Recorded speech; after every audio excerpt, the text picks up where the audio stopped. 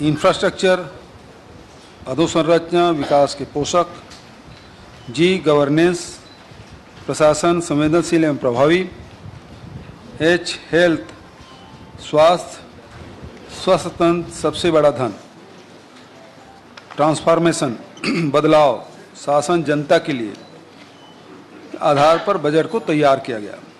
यह बजट राज्य के किसानों व आर्थिक रूप से कमजोर वर्गों की समृद्धि, गांव की आर्थिक प्रगति, शिक्षा में गुणवत्ता एवं प्रगति के नए आयाम, स्वास्थ्य एवं चिकित्सा सुविधाओं का विस्तार, अनुसूचित जाति, अनुसूचित जनजाति एवं पिछड़े वर्ग के कल्याण, महिलाओं एवं बच्चों के सर्वांगीण विकास, युवाओं को रोजगार एवं उद्यमता के नवीन अवसरों के सृजन, ग्रामीण एवं शहरी अधोसंरचना को तेजी से विकसित करने तथा जनता के लिए संवेदनशील प्रशासन की जो भावना के साथ प्रदेश के लिए समर्पित है।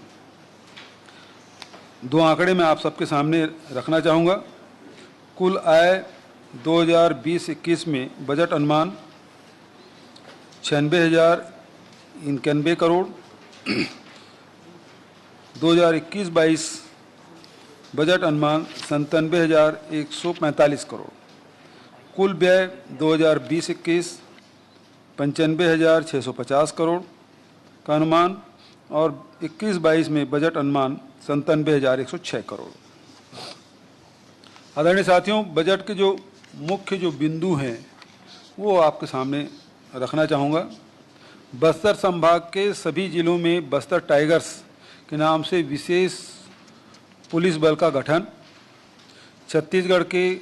छत्तीसगढ़ी कला, शिल्प, वनोपज, कृषि एवं सभी प्रकार के उत्पादों तथा व्यंजनों को एक छत के नीचे उपलब्ध कराया जाएगा। सी मार्ट कोशिश होगी कि हम जो हमारे बड़े नगर निगम हैं उन क्षेत्रों में पहले शुरुआत करें। मत्स्य पालन को कृषि के समान दर्जा दिया जाएगा। जैसे शहरों में पौनी पसारी के समान ग्रामीण क्षेत्र में रूरल इंडस्ट्रियल पार्क की स्थापना, परंपरागत ग्रामीण व्यावसायिक कौशल को पुनर्जीवित करने के लिए 4 नए विकास बोर्ड का गठन, इसमें तेलघानी, चर्म शिल्प, लौह शिल्पकार एवं रजककार विकास बोर्ड का गठन किया जाएगा। एक महत्वपूर्ण बजट में जो घोषणा की गई उसमें ग्रामीण कृषि भूमिहीन श्रमिकों के लिए नवीन न्याय योजना प्रारंभ की जाएगी। तेंदुपत्ता संग्राहकों के लिए शहीद महेंद्र कर्मा तेंदुपत्ता संग्राहक सामाजिक सुरक्षा पेंशन, पत्रकारों को दुर्घटनाजन्य आकस्मिक मृत्यु पर परिवार को 5 लाख की सहायता, अभी तक के एक ही संतान होने पर पहली संतान को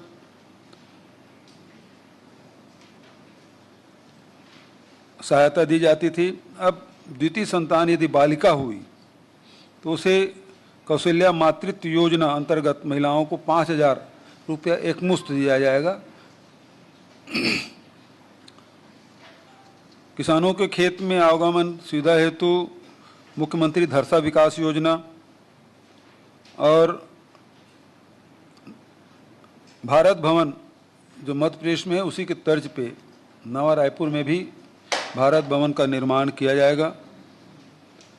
राम वनगमन पर्यटन परिपथ के लिए 30 करोड़ का प्रावधान किया गया है। 52 स्वामी आत्मानंद अंग्रेजी स्कूल अभी तक के खुल चुके हैं, उसे बढ़ाकर 119 और हमारे अंग्रेजी माध्यम के स्कूल खोले जाएंगे। नवा रायपुर में राष्ट्रीय स्तर के बोर्डिंग स्कूल की स्थापना की जाएगी।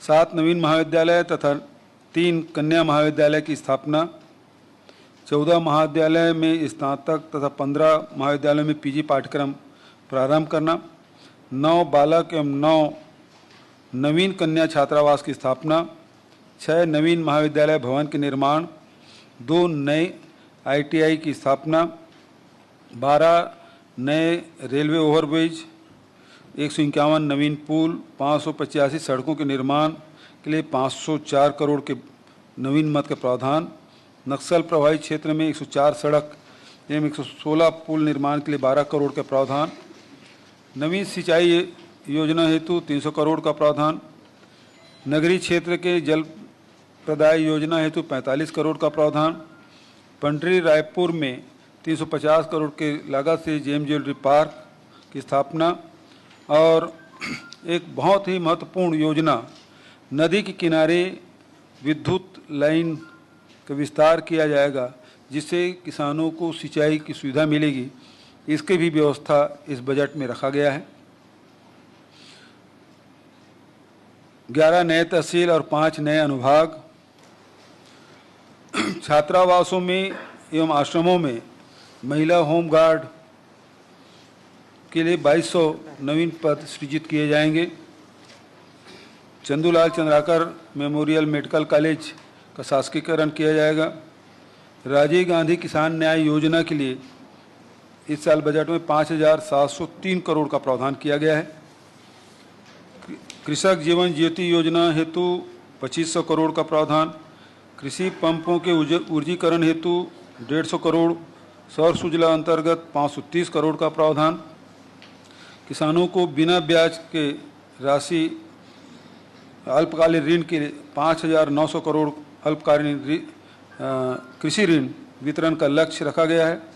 गोधन न्याय योजना के लिए 175 करोड़ का प्रावधान, असंगठित श्रमिकों के लिए राज्य स्तरीय हेल्प डेस्क सेंटर की स्थापना, छत्तीसगढ़ सड़क अधोसंरचना विकास निगम को 5,225 करोड़ लागत के 3900 किलोमीटर लंबी सड़क एवं पुलों के निर्माण हेतु 150 करोड़ की सहायता, मुख्यमंत्री सुगम सड़क योजना हेतु 100 करोड़ का प्रावधान, एडीबी फेज 3 परियोजना में 825 करोड़ लंबाई की 24 सड़कों के लिए 940 करोड़ का प्रावधान, सिंचाई के 4 बृहद परियोजनाओं अरपा भैंसाजार, केलो, राजी समोदा बेपरदान, सोढ़ूर हेतु 152 करोड़ का प्रावधान, पटवारियों के मासिक स्टेशनरी भत्ता 250 रुपये की वृद्धि, स्वच्छता दीदियों के मानदेय में 5,000 से बढ़ाकर 6,000 किया गया है। नए महाविद्यालय चिकित्सा महाविद्यालय कांकेर, कोरबा और महासमुंद के लिए भवन निर्माण के 300 करोड़ का प्रावधान किया गया है।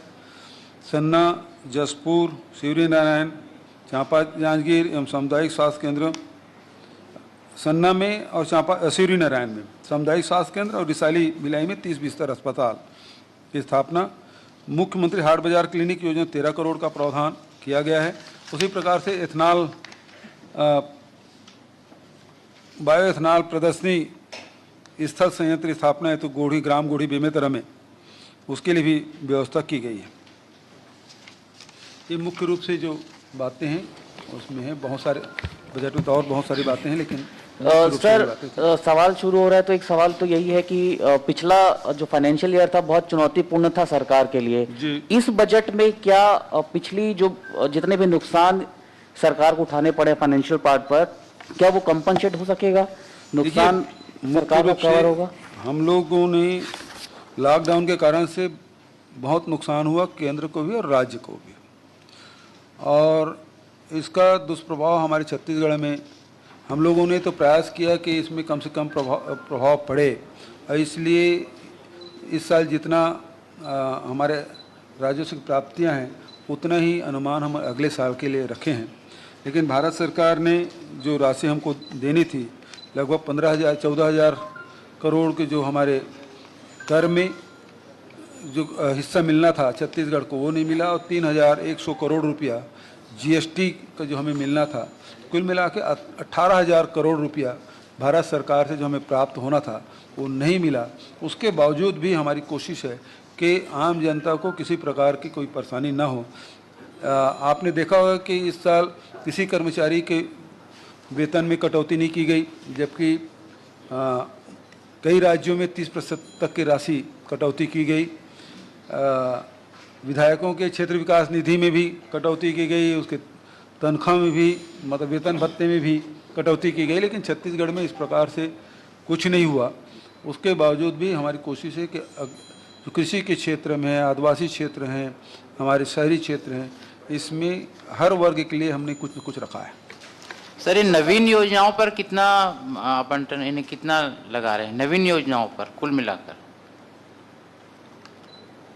नवीन योजना के लिए जी, अब उसमें तो विस्तार से जाना पड़ेगा कि सर, ये सवाल एक तरफ से है कि ये जो कुल आय दिखाया गया है, इसमें सिर्फ 1000 करोड़ की कुल आय अनुमानित है, जबकि जो घाटा बताया गया वो 2000 करोड़ का है और सकल घाटा जो है वो 6000 करोड़ का है।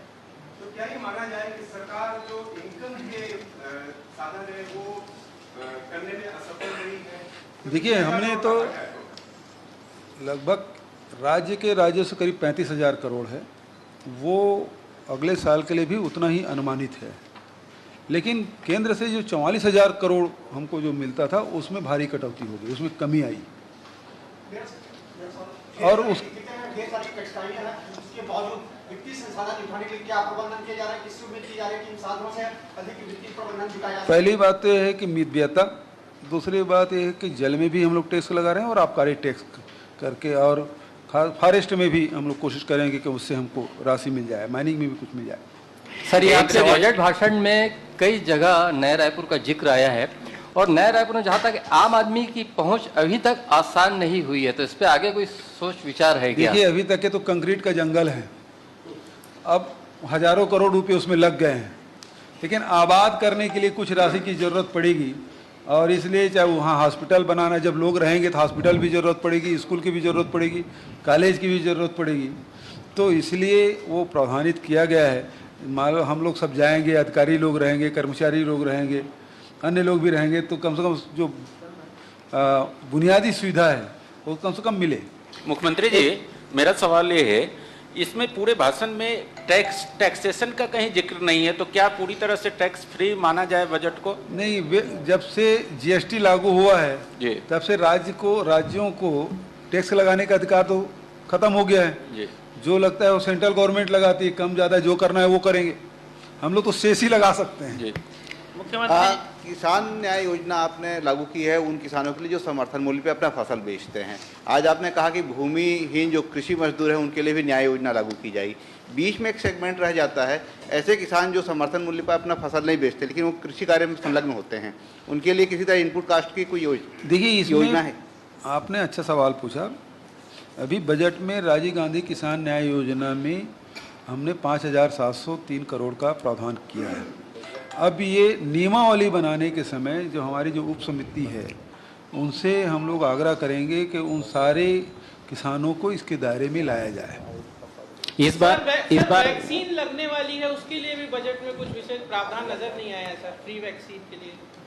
हम तो देख रहे हैं कि अभी तक भारत सरकार केवल 3 करोड़ लोगों के लिए ही प्रावधानित किए हैं, आगे कितने करने वाले हैं वो देख लेते हैं। बजट तो हमारे पास है, मेरा एक सवाल है सर, पैसे की कमी नहीं आएगी। जी, आपने जो इस बार बजट पेश किया लगभग पिछले साल से थोड़ा सा ही ज़्यादा है, लेकिन आपने एक नई अवधारणा दी है HEIGST हाइट, ये मतलब ये कैसे मतलब अपन सफल कर पाएंगे इस? हमको गढ़बो नवा छत्तीसगढ़ के जो मूल जो मंत्र है उसको समाहित करते हुए हाइट HEIGST, तो हमने उन सभी क्षेत्रों को छुआ है, उसमें आगे बढ़ने की नई ऊंचाई प्राप्त करने के लिए हम लोग काम कर रहे हैं, चाहे वो शिक्षा हो, चाहे स्वास्थ्य हो, चाहे रोजगार हो, चाहे उद्योग हो, उस सभी क्षेत्रों में हमने ऊंचाई प्राप्त करने की कोशिश की है। ये हमारा गढ़बो नवा छत्तीसगढ़। मुख्यमंत्री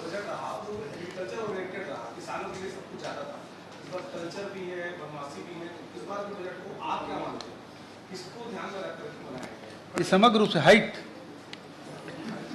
मुख्यमंत्री जी एक सवाल ये था, और इसमें देखिए हमने छत्तीसगढ़ के जो हमारे अभी तक के छत्तीसगढ़ को बाहर के लोग केवल नक्सल प्रभावित राज्य के रूप में जानते थे।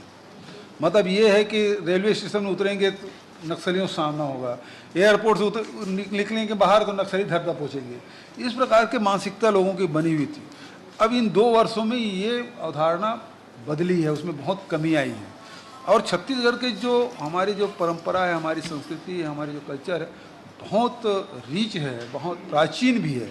उन सब चीज़ को आगे लाने के नई पहचान हमको दिलाना है, और इसलिए ये सारी में उसमें भी फोकस किया गया है।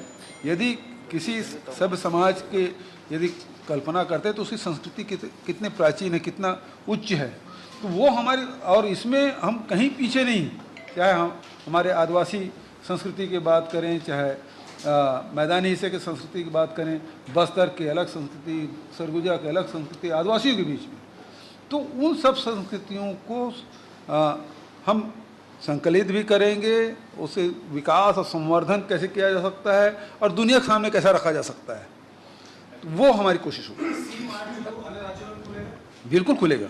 हम पहले अपने रायपुर में करेंगे, रायपुर है, दुर्ग भिलाई है, बिलासपुर है, और उसके बाद फिर दिल्ली है, बॉम्बे, वो सब एक छत के नीचे में जितना प्रोडक्ट हम करते हैं छत्तीसगढ़ में, खासकर जो लघु वनोपज है, लघु वनोपज में सब कुछ आता है, इमली, महुआ, शहद, सब चार चिरंजी सब आ जाता है उसमें, और उसके साथ फिर हम लोग जो प्रोडक्ट करते हैं तो वो सब चीज़ें जिसमें कोसा है, बुनकर के हैं, और ये हमारे जो बेल मेटल में काम कर रहे हैं और लोहा में काम कर रहे हैं, वो सब चीज़ बांस में जो कर रहे हैं, वो सब चीज़ को एक छत के नीचे में आएंगे। मतलब आपको जाना है तो सी मार्ट में जाएंगे तो छत्तीसगढ़ में जितने उत्पाद है उसको आपको एक छत के नीचे मिल जाएगा, आपको अलग अलग जगह जाने की जरूरत नहीं है। सर, विपक्ष का कहना है बजट काफी छोटा है और केंद्र आधारित बजट है, साथ ही साथ उन्होंने कहा हेल्थ में कुछ खास नहीं है, ये उनका कहना है, क्या कहना है?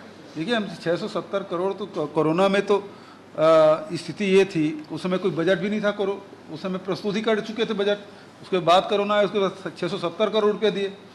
जो आपको वेंटिलेटर की संख्या कितनी बढ़ी, ऑक्सीजन बेड तो एक भी नहीं था, 1160 हमने बढ़ाया, उसी प्रकार से सब चीज़ों को हमने बढ़ाया। और ये केंद्र बजट, केंद्र के हिस्सा 44,000 करोड़ था, उसमें भारी कटौती कर दी, और हम 35,000 करोड़ हमारे जो राज्य के कर है उसको हम लोग उस संतुलन में लाने की हमारी कोशिश हो रही है। तो कटौती तो वहाँ से हुआ, और कौन सा राज्य है जिसमें केंद्र का हिस्सा नहीं मिलता, और ये हिस्सा तो राज्यों से ही जाता है। ये दूसरी हिसाब से देखें तो हमारा तो नुकसान ही है, हम तो उत्पादक राज्य हैं, हमको तो ज़्यादा मिलना चाहिए, तो कटौती कर दी है। पॉल्यूशन जीएसटी की मुआवजे की कमी की 91% राशि राज्य को वापस कर दी गई, सभी राज्यों को वापस कर दी गई। हाँ जी, जीएसटी की मुआवजे की कमी की 91% राशि केंद्र द्वारा सभी राज्यों को वापस कर दी गई है, केंद्र का दावा है, इसकी वास्तविकता क्या है? 3100 करोड़ रुपये तो नहीं दिया करके तो अभी बताया आपको। अच्छा मुख्यमंत्री जी, मुख्यमंत्री जी, ये पॉल्यूशन कंट्रोल मेजर्स को लेकर इसमें बजट में आपका कहीं कोई प्रावधान नहीं दिखता है, तो उस पर क्या कुछ? पर्यावरण के वन विभाग में पूरी बात हमने कहा है वृक्षारोपण के ऊपर, हम तो नदियों के किनारे वृक्षारोपण कर रहे हैं। अब जो अब ये जो एरिया है राम वनगमन पर्यटन परिपथ, देख लीजिए कि वो कितने लंबा है, 1200-1400 किलोमीटर है। उस सारे जगहों में अलग अलग वहाँ वृक्षारोपण किया जाएगा, सारे नदी तट पे किया जाएगा, और जो बिगड़े वन हैं वहाँ भी वृक्षारोपण किया जाएगा। हमारे यहाँ वैसे 40% जंगल है।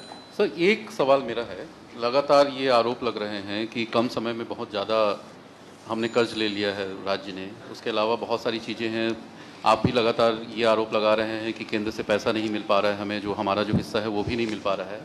इन सारी चीज़ों का क्या छत्तीसगढ़ के विकास पे असर पड़ेगा? विकास का मतलब मैं समझ रहा हूँ, मेरा जो है कि सड़कों का निर्माण, पुल पुलिया का निर्माण और जो भी चीज़ें हैं, क्या उस पर फ़र्क नहीं पड़ेगा? और अभी भी जैसा हम बजट अभी जो देख रहे हैं, पिछले साल की तुलना में बहुत ज़्यादा जो बढ़ता हुआ आया है, उतना बड़ा जो फिगर वो दिखाई नहीं दे रहा है। तो इन सारी चीज़ों का असर क्या हमारे राज्य के विकास पर नहीं पड़ेगा, आपको ऐसा लगता है? देखिए, यदि आप केंद्र के बजट को देखें और राज्य के बजट में देखें, प्रति व्यक्ति आय में केवल हमारे यहाँ 0.14% की कमी आई है, जबकि भारत सरकार के आप देखेंगे तो -5 है। और उसी प्रकार से आप देखेंगे कि एग्रीकल्चर सेक्टर में भारत सरकार की जितनी उपलब्धि रही है वो उससे अधिक हमारा रहा है। और जो औद्योगिक क्षेत्र में उनका जो ग्रोथ है वो तो डिक्लाइन है, 9% का है, हमारे तो 5% तक के। मतलब हमने रोका, जो औद्योगिक क्षेत्र में जो गिरावट आई है वहाँ 9.99% है, हमारे यहाँ 5% है। हमने 4 मतलब उसको 5% तक रोकने में हम सफलता मिली। सेवा के क्षेत्र में देखें वो 8.8% की गिरावट है पूरे देश में, उसके अपेक्षा हमारा 0.75% ग्रोथ है, यहाँ 8.8% से नीचे गया है, हमारे प्लस में है। तो चाहे कृषि के क्षेत्र में भी देखें भारत सरकार से 1% से अधिक है, औद्योगिक क्षेत्र में देखें तो उसे 4.4% के हम उससे अधिक है। और सेवा के क्षेत्र में देखें -8.8 से प्लस 0.75% हम हैं, तो लगभग 9% से अधिक, 9.5% हमारे अधिक है। और महान अर्थशास्त्री रमन सिंह जी जो कहते हैं कि लगातार वो कह रहे हैं कि कुप्रबंधन हो गया है, छत्तीसगढ़ का अर्थव्यवस्था बिगड़ गया है, जिसके बारे में आप नाम तो नहीं लिए, लेकिन विपक्ष आरोप लगा रहा है भारत सरकार। तो भारत सरकार की स्थिति क्या है, ये 3 आंकड़े मैंने बताया, और हमारे छत्तीसगढ़ के 3 आंकड़े मैंने बताया। और फिर ये भी देख लीजिए जो भारत सरकार के जो आर्थिक सर्वेक्षण है उसमें छत्तीसगढ़ कहाँ है और भारत सरकार कहाँ है, उसका मैं केंद्र सरकार के नेतृत्व में देश में जीडीपी वृद्धि माइनस, और वृद्धि नहीं कर सकते इसको, 7.7%, जबकि छत्तीसगढ़ में जीडीपी में केवल 1.77%। हम पीछे नीचे आए, वो 7.7% नीचे है और हम 1.77% नीचे हैं। तो ये कुप्रबंधन दिल्ली में है कि यहाँ है।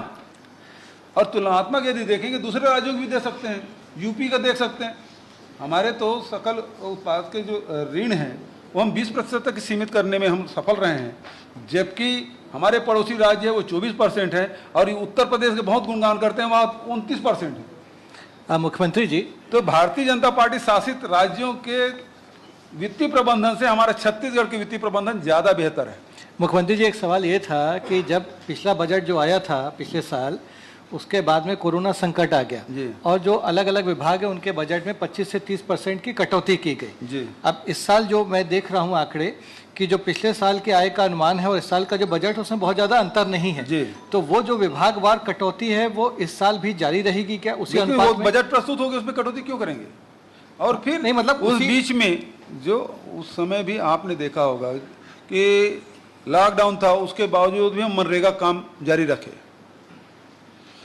लॉकडाउन था फिर भी हम लोगों ने कर्मचारी अधिकारियों के वेतन में कटौती नहीं की। लॉकडाउन होने के बावजूद भी विधायकों के जो क्षेत्र विकास निधि है उसमें कोई कटौती नहीं की।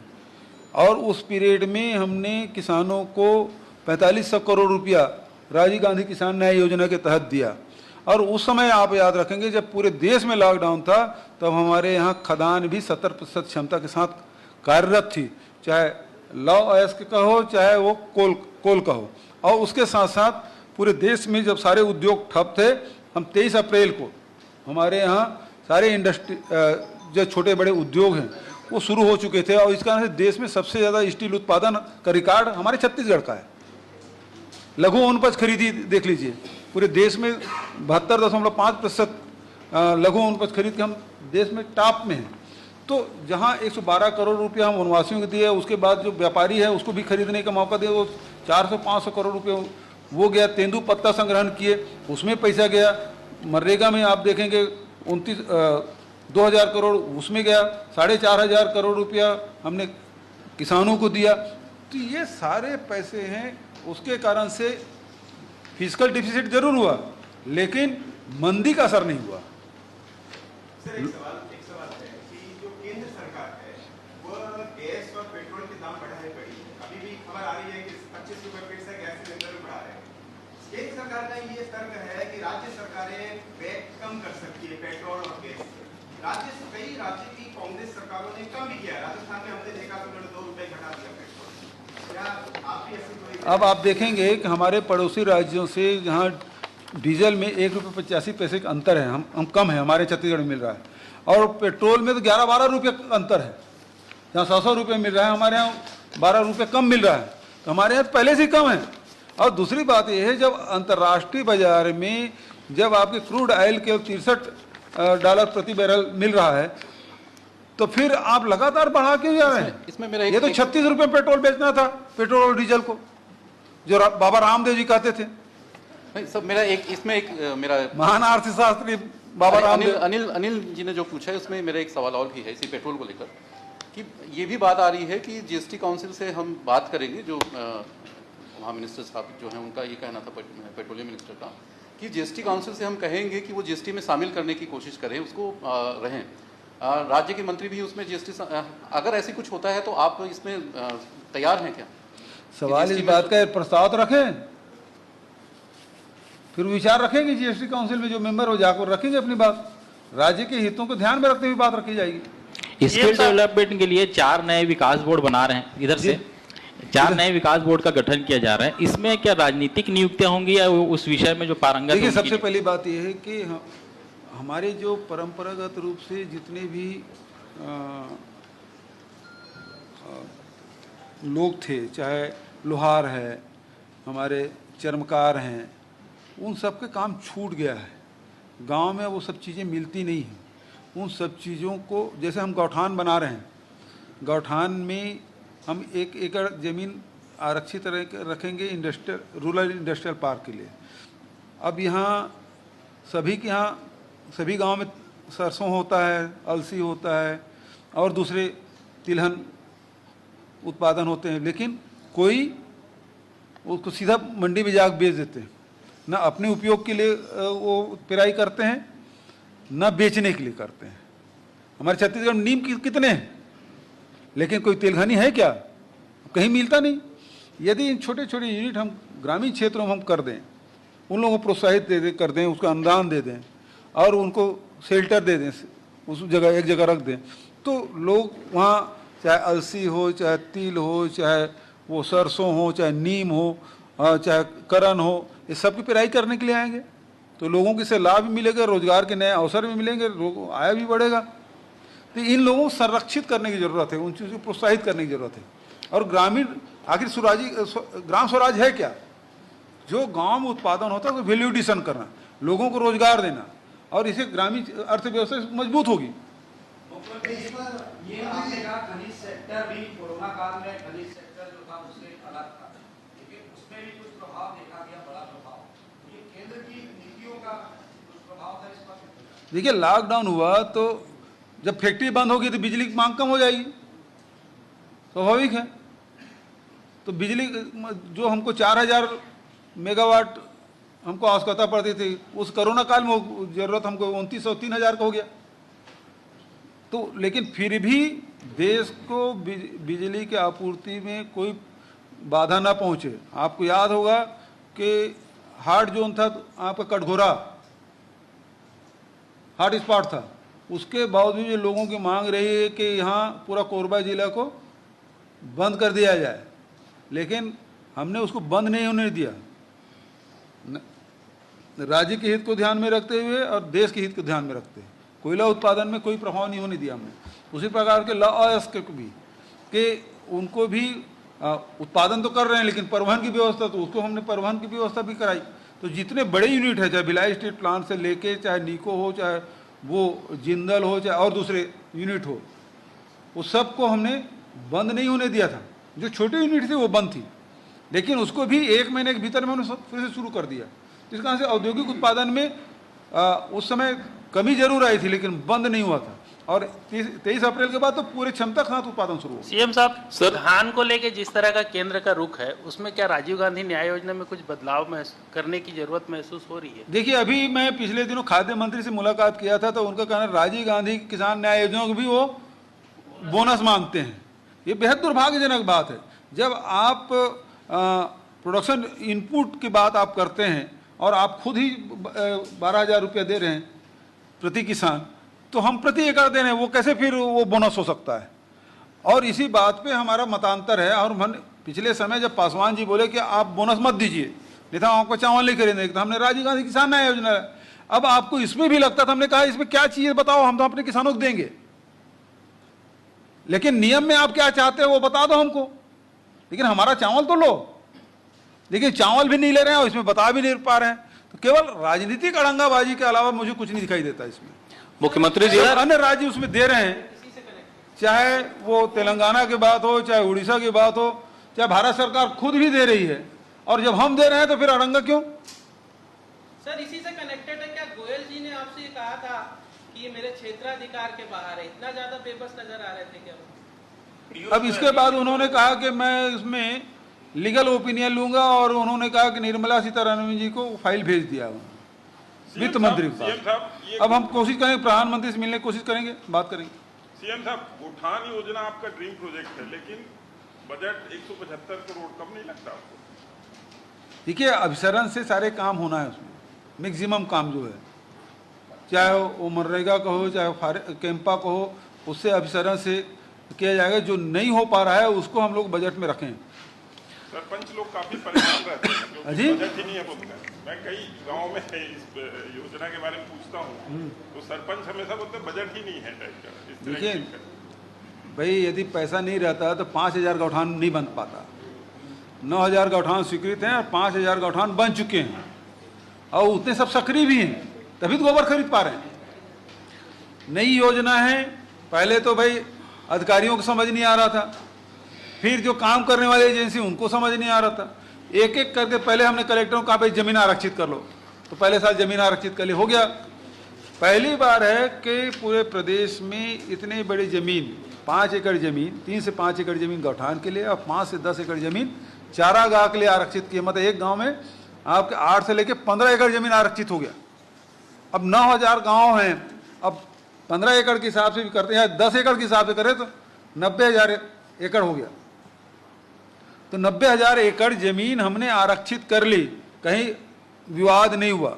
उसके बाद हमने कहा इसका ट्रेंचिंग करवा दो, फिर कहा कि अब इसका टाँका बना दो, फिर वर्मी टाँका बना दो, पानी का टाँका बना दो, चारा का टाँका बना दो, वो भी बन गया। वर्मी टाँका, वर्मी कैसे बनाना है उसकी ट्रेनिंग भी दिलवा दी, वो भी हो गया। अब 60,000 से अधिक टाँकों में वर्मी कंपोस्ट बन रहा है। मतलब ये अप्रैल महीने में मैं समझता हूँ कि 8 से 9 लाख क्विंटल वर्मी कंपोस्ट हमारे पास होगा। सर मेरा सवाल, अब आप तो डबल पूछ रहे हैं, किसी और को पूछ रहे हैं। सर मेरा सवाल है, एक्सक्यूज मी सर, हाँ बताइए, चलो पूछ लीजिए। डॉक्टर रमन सिंह ने अभी जस्ट अपने रिएक्शन में कहा है सर कि बोध घाट के लिए 1 रुपए का प्रावधान नहीं किया। मैंने पहले ही कहा था 5 साल में पत्थर नहीं लगा पाएंगे। आप केंद्र से सपोर्ट मांग रहे हैं और डॉक्टर रमन सिंह ऐसा बयान दे रहे हैं, तो कैसे देखते हैं? वो तो महान अर्थशास्त्री हैं, उसके बारे में पहले कह चुका हूँ। उसको तो उसको ना सीतारामन जी को जो सलाहकार रखे ना मोदी जी, क्या सलाहकार है, सलाहकार मंडल, मार्गदर्शक मंडल, इसको भी निर्मला सीतारामन को मार्गदर्शक मंडल में रख लेना चाहिए। अभी मैंने जो आंकड़े बताए और छत्तीसगढ़ के आंकड़े बताए, उसमें चुनौती देता हूं, इसमें कोई गलत हो तो उसको ज्यादा जरूरत दिल्ली को है, जो हर साल लाखों करोड़ रुपए का कर्जा ले रहे हैं, वहां ज्यादा जरूरत है। जहां 13 लाख करोड़ रुपए एक साल में कर्जा ले रहे हैं,